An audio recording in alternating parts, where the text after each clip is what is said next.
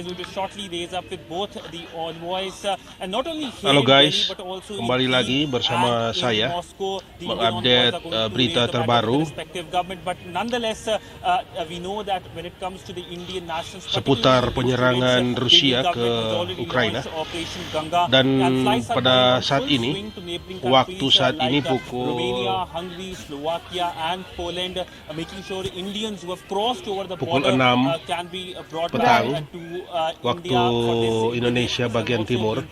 Kita Right. lihat di layar ya, ada salah satu mahasiswa, satu siswa India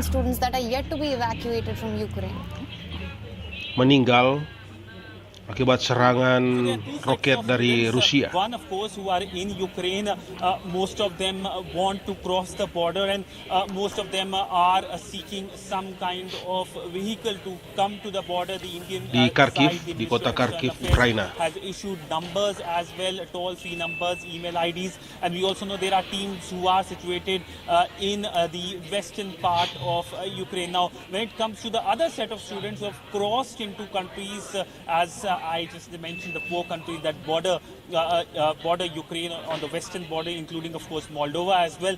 They, of course, they are safe, but they want to leave those Jadi pemerintah India there are non-stop civilian flights melalui perwakilannya terbesar luar negeri meminta pihak Rusia untuk memperhatikan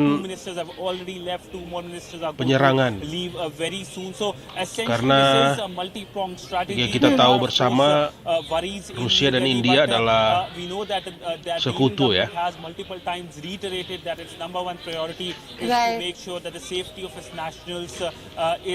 Jadi perwakilan Speaking of the Indian government's advisory, it had put out an advisory today pemerintah India meminta pihak Rusia untuk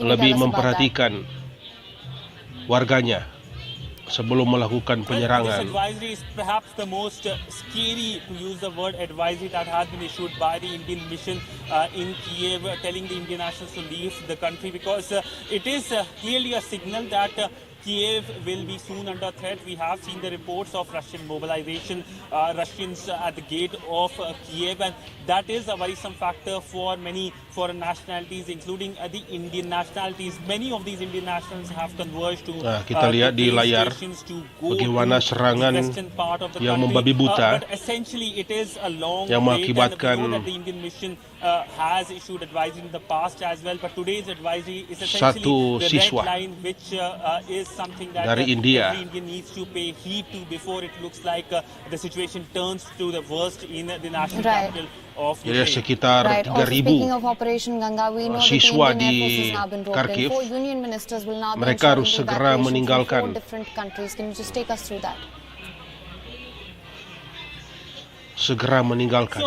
Jadi diminta untuk segera meninggalkan just a few days ago. In fact, it was launched over the weekend. Ukraina. And under the Operation Ganga, there are civilian flights who are going to the neighboring countries, because these countries are safe and these countries are hosting a lot of not only Indians but also refugees. We know approximately 3 to 4 lakh Ukrainians. Ini yang kita pertanyakan ya, kenapa pemerintah tidak ekstra peduli ya mengantisipasi korban bertambah banyak ya, dengan segera mengevakuasi para warga Ukraina maupun warga asing yang berada di Ukraina. And of course, the Indian Prime Minister also has spoken to many of his counterparts in those countries like Slovakia. So there is the diplomatic aspect, there is the political aspect, there is the civil aviation aspect to it, and now of course the Indian